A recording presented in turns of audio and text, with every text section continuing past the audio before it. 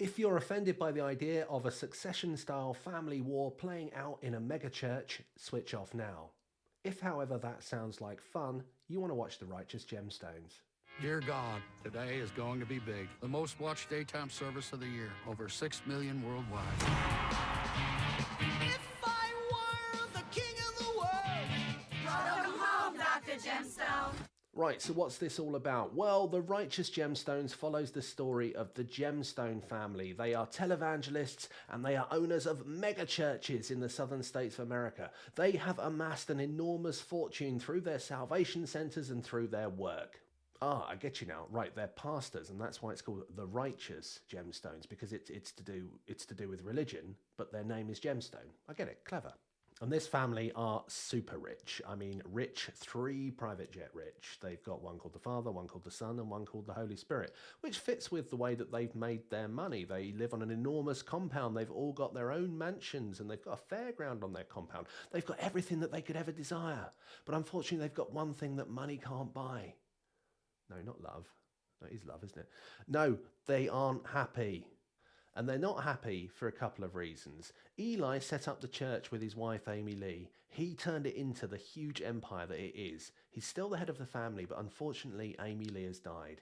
He's now on his own, and he's disappointed in his children because, frankly, they're idiots. Now, the children, they're not happy because they desperately want to please their father, Eli.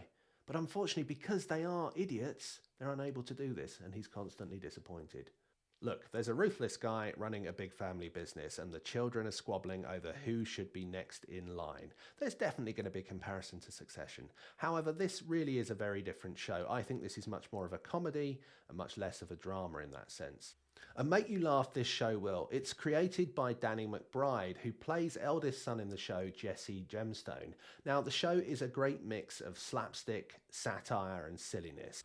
A strong performance from McBride as Jesse sets the standard for hypocrisy and hyperbole in the Gemstone family, particularly amongst the children, who really are quite ridiculous at times.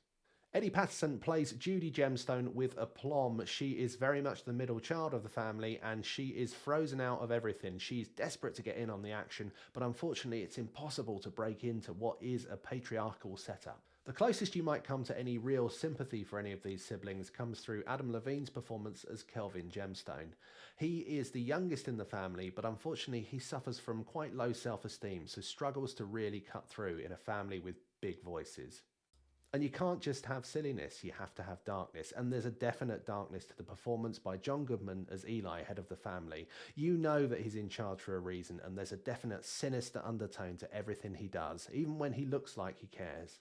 And as with any family with lots of money, there are plenty of hangers-on around the Gemstones. A special hat tip to Keefe, the ex-Satanist who lives with Kelvin and works in security, and to BJ Barnes, who's Judy's husband, who is a very weak man who begins to speak out and finds that that doesn't always go well in Gemstone world.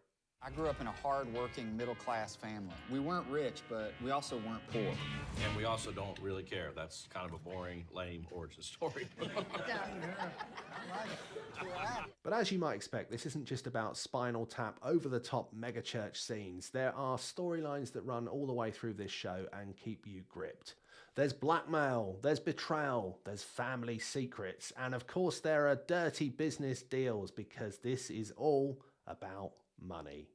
Now, at the end of episode 1, there's a little twist that really hooks you in. It does take a little while to get going, this show, but once you're in the Gemstone family, you don't want to leave.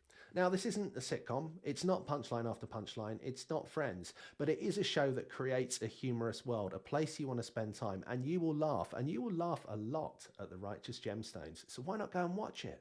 Thanks for watching. We hope you enjoyed the video. If you did, why not show your appreciation by hitting that like button and by subscribing to the Screen OD channel. Leave in the comments below what you thought of The Righteous Gemstones, and don't forget to check out all our other videos. Until next time, we'll see you later.